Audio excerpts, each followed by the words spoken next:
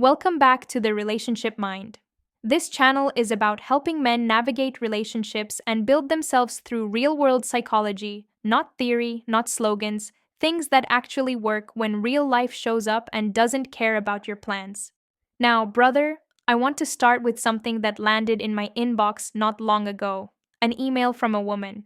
And the reason I'm sharing it with you isn't to shame her. It's because this email explains better than any statistic why so many women over 40 end up single, confused, and quietly angry at a world they thought they understood. She wrote this like she was doing math out loud. She said, "If I want kids by 28, then I probably need to be married by 26, but I'd want to be married for at least 2 years before having kids. And before marriage, I'd need at least a year engaged to plan the wedding. And before that, I'd want to date seriously for 2 years. That feels responsible." So far, it sounds reasonable, almost admirable, planning ahead, being intentional. Then she kept going. "If you add all that up, I would have needed to meet my future husband by 23. Pause. She actually wrote, "Wait, that can't be right, brother. This is the moment where the fantasy cracks. This is where the spreadsheet meets biology, where Instagram timelines collide with real time." She wasn't panicking yet. She was still calm, still logical, still trying to make the numbers behave. Then she wrote the line that changed the tone of the entire email. "But I'm very single, like completely single." And then this. "So, how is this supposed to work? Because I would have had to meet him tomorrow for this plan to be real." That's when the anxiety crept in. Not dramatic anxiety, not hysterical panic, the quiet kind, the kind that shows up when you realize time has been passing whether you were paying attention or not. Brother, I want you to notice something important here. She didn't write this at 21. She didn't write this at 25. She wrote this at 35. That 10-year difference is everything. Because up until that moment, she believed, like many women are taught, that time was flexible, that life would figure itself out, that she could delay decisions without consequences. Then the math hit her, and math doesn't care how empowered you feel. She even acknowledged the pressure herself. She said, "I feel like I'm running out of time, and I don't like how that sounds." Now, here's where things get interesting. She told a male friend about this plan, and his reaction wasn't sympathy. It wasn't encouragement, it was skepticism. He said, "You don't need to rush this." And she replied, "But if I don't, the timeline doesn't work." Brother, this is the first real collision between male and female reality. Men hear urgency and think danger. Women feel urgency and think necessity. To a man, pressure looks like a trap. To a woman, pressure feels like survival. That's not ideology, that's pattern recognition. Her friend told her something else that stood out. He said, "Any woman who wants you to rush commitment before you've really seen who she is, that's bad news." And that line bothered her, not because it was cruel, but because it contradicted everything she'd been taught. She was told urgency was romantic, that speed meant seriousness, that delay meant disinterest. But from a male perspective, speed often means hidden chaos. She didn't argue back. She just wrote, "That scared me." Because if he's right, then what I feel isn't love, it's panic. Brother, this is the quiet truth most people don't want to say out loud. A lot of relationships aren't driven by connection. They're driven by timelines. And when a relationship is built on a deadline instead of desire, someone always loses, usually both. The real question is this: if time is limited, if opportunities aren't infinite, and if rushing repels the very men she wants, then what actually happens to women who delay until the math no longer works? That's where this goes next. Before we continue, drop a comment below with one word. Time or pressure? Just one word. Which one do you think destroys more relationships? And if this kind of breakdown speaks to you, make sure you subscribe and join a growing community of men who aren't interested in comforting lies, but in clarity, self-respect, and long-term strength. So, let's continue with her email because this is where things stop being uncomfortable and start being undeniable. After laying out her timeline, she wrote something that felt almost like she was trying to convince herself more than me. She said, "I know this sounds dramatic, but it feels like women only get a few real chances to do this right." That sentence matters because she wasn't talking about dating. She wasn't talking about fun, chemistry, or butterflies. She was talking about attempts, actual full cycle attempts where things line up long enough to result in marriage and children. And brother, when you look at it honestly, she's not wrong. Think about what a serious attempt actually involves. It's not a few months of excitement, it's years. You date for a while. You figure each other out. You deal with conflict. Then, if things hold, there's engagement, planning, family, politics, money, stress, then marriage, then settling into real life. Only after all that do kids usually come into the picture. That's not a weekend decision. That's a multi-year investment. She wrote, "When I actually map it out, one relationship can easily consume 5 to 7 years of your life. And that's if it works. That's the part nobody wants to talk about because if it doesn't work, and most don't, you don't just lose the relationship, you lose the time. And time for women is not neutral." She even acknowledged the social script she grew up with. She said, "I was told it was fine to wait, to explore, to travel, to focus on myself, to not settle, that I had time." Brother, notice the language. Fine, explore, focus on myself. None of those words mention outcomes. They're all about experiences, feelings, identity. But biology doesn't care about identity narratives, she went on. What no one explained is that each serious relationship that doesn't work isn't just a lesson, it's a closed door. And after a few of those, there aren't many doors left. That's the moment where the email stopped sounding theoretical and started sounding like regret. She even brought up examples herself. Public ones, women who seemed to have it all, multiple engagements, long relationships that never turned into families. She mentioned how easy it is to look successful and still be quietly off track. And then she said something brutally honest. "I thought love would eventually fit into my life, that I didn't realize my life choices were actively making love harder." Brother, that's the trap. Most women don't intentionally avoid marriage and family, they just postpone alignment. They assume desire alone is enough, that wanting something guarantees time will wait. But men don't move like that. And she noticed that too. She wrote, "Most men I've dated wanted kids and a family, but only after things felt stable. They weren't in a rush, and the older I got, the more cautious they became." That's not cruelty, that's pattern recognition. Men understand risk. We understand sunk costs. We understand that rushing into commitment with the wrong person can destroy decades of work. So, when a woman shows up with urgency instead of peace, men don't think she's serious. They think, what's driving this?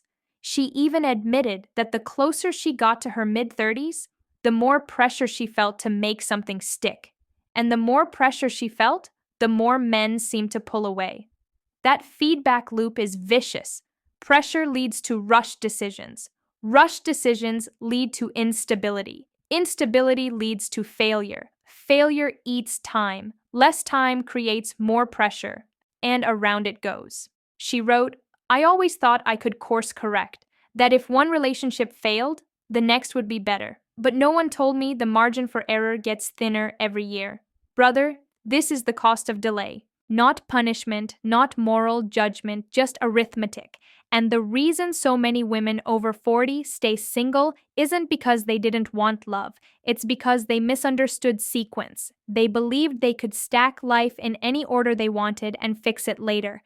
Career first, freedom first, fun first, commitment later. But life doesn't stack like Legos, it stacks like dominoes. Knock one out of sequence and the rest wobble." This part of her email ended with a question that didn't sound rhetorical at all. She wrote, "At what point does waiting for the right thing turn into avoiding the right thing?" That question hangs there for a reason, because next comes the lie she was told about fulfillment and the truth she didn't want to face about loneliness. Before we move on, I want you to engage with this. Comment one word below sequence, just that word, lock it in. Her email didn't get louder here, it got quieter. And that's usually where the truth shows up. She wrote, "The hardest part isn't realizing I waited, it's realizing why I waited." That line matters because most people assume regret comes from bad decisions. In reality, regret usually comes from decisions made under a lie. She explained that for most of her 20s, she genuinely believed she was doing the right thing. She wasn't reckless, she wasn't lost, she was disciplined, ambitious, socially praised. She built a life that looked impressive on paper. Education, career, momentum, travel, stories, experiences, and the entire time she thought she was being responsible. She wrote, "Everyone told me I was smart for not settling, that I was strong for prioritizing myself, that marriage would be there when I was ready." Brother, notice how seductive that messaging is. It doesn't tell you to abandon family, it just tells you to delay it indefinitely, comfortably, with applause. No one says don't have kids. They say not yet. No one says don't commit. They say later. And later feels harmless until later shows up. She said the wake up moment didn't happen all at once. It came in pieces: friends quietly freezing eggs, fewer wedding invites, dating pools that felt smaller and sharper at the edges, men asking questions that used to feel premature, suddenly feeling unavoidable. She wrote, "At some point, I realized I wasn't choosing anymore. I was reacting. That's the shift. When you're young, you choose. When time runs low, you negotiate. And negotiation is always weaker than choice." She even admitted that hope became her strategy. Not a plan, not alignment, just hope. Hope that the right man would appear. Hope that biology would cooperate. Hope that everything would line up just in time. But hope is passive and reality punishes passivity. She wrote something that hit hard. "The truth hurts more when you realize you participated in the lie. That's the part no ideology prepares you for." Because once you wake up, you don't just see the truth, you see the cost of believing otherwise. Lost years aren't theoretical, they're gone, and you can't hustle your way around biology. She acknowledged something else too, something uncomfortable. "I spent most of my 20s doing things that felt meaningful in the moment, but didn't move me closer to the life I said I wanted." Read that again. This isn't about morality, it's about alignment. Traveling, partying, chasing novelty, living for weekends. None of it is evil, but none of it builds a family. And here's the trap: those years don't feel wasted while you're in them. They feel alive, validated, socially rewarded. The bill only comes due later. She admitted she watched younger women starting to realize this sooner, and that realization brought mixed emotions: relief for them, grief for herself. She wrote, "The best time to wake up was 10 years ago. The second best time was when I was 30. The third best time is now." Brother, that line isn't motivational. It's surgical because it forces a choice. Do you confront reality and cut losses, or do you double down on denial to protect your ego? She was honest enough to admit how hard waking up actually is, because once you see the truth, you have to accept what it cost you, and that hurts more than staying asleep. She even touched on generational differences: younger women waking up earlier, men pulling back more cautiously, economic pressures tightening timelines even further, and she rejected something outright. She wrote, "People keep telling me to trust the process, but trust without action feels like self-deception." Exactly. Hope doesn't reverse time. Faith doesn't restore fertility. Intentions don't replace decisions. And this is where the core reason so many women over 40 stay single becomes clear. It's not that they didn't want love. It's that they waited for clarity instead of choosing alignment. They waited for certainty instead of building stability. They waited for feelings instead of respecting sequence. And by the time the truth arrived, the window had narrowed. She ended this part of the email with a sentence that lingered: "I'm not angry at men. I'm angry that no one told me delay had consequences." That's the open loop, because next comes the most dangerous lie of all: the lie about fun fulfillment and why avoiding commitment feels good until it doesn't. Before we continue, drop a comment with 1 or 2 words. Wake up or alignment. Just pick one. The last part of her email didn't sound angry, it sounded clear, and clarity usually shows up right after denial collapses. She wrote, "I don't think anyone intentionally lied to me. I think they sold me fun and called it fulfillment." That's the core of it, brother. Fun isn't evil, but fun is not a life strategy. She used a metaphor that stuck with me. She said, "Fun is like eating cotton candy when you're starving. It tastes amazing for a minute, but it doesn't nourish you. And if you keep doing it, you get weaker, not stronger. That's not judgment, that's physiology. Casual dating, endless options, attention without accountability, nights that blur together. People call it freedom. But freedom without direction eventually turns into drift. And drift is deadly when time is limited. She admitted that for years she mistook stimulation for progress. She thought being busy meant moving forward. She thought stories meant substance. She thought attraction meant connection, and culture reinforced it. She wrote, I was taught that wanting marriage and children made me weak, that needing a partner meant I lacked ambition, that independence meant emotional detachment. Brother, that messaging doesn't empower women. It isolates them because it trains them to suppress the very desires that would have pushed them toward alignment earlier. It rewards coolness, detachment, being the chill woman who doesn't ask for commitment, doesn't make waves, doesn't set boundaries, and who benefits from that. Men who want access without responsibility. She said something that should make every man listening pay attention. She wrote, I spent years trying to be the cool girl, and all it did was teach men that my needs were negotiable. That's a brutal realization. When a woman avoids boundaries to seem attractive, she doesn't become chosen. She becomes optional, and optional people get delayed, replaced, forgotten. She even admitted she knew deep down what she wanted: stability, partnership, family. But she was afraid to say it out loud, afraid it would scare men away, afraid it would make her seem desperate. So she stayed vague, flexible, available, and years passed. Brother, this is where the lesson sharpens. If you don't state your standards, life assigns you a role. If you don't enforce boundaries, people test how little you require. And if you delay alignment long enough, you don't get rejected, you get ignored. She finally wrote the sentence that tied the entire email together. I wish I'd been willing to lose men earlier instead of losing time. Read that slowly, because men walking away isn't always failure. Sometimes it's filtration. She realized too late that commitment doesn't scare away the right man. It filters out the wrong ones, and every year she avoided that filter. She attracted men who benefited from her delay. That's why so many women over 40 stay single. Not because they aren't attractive, not because they didn't try, but because by the time they drew hard lines, the pool had changed. The men left weren't builders, they were browsers. And rebuilding a life at that stage requires far more sacrifice than building it earlier would have. She didn't end her email with bitterness. She ended it with responsibility. She wrote, I can't get my time back, but I can stop lying to myself about what I want. That's the line between resentment and maturity.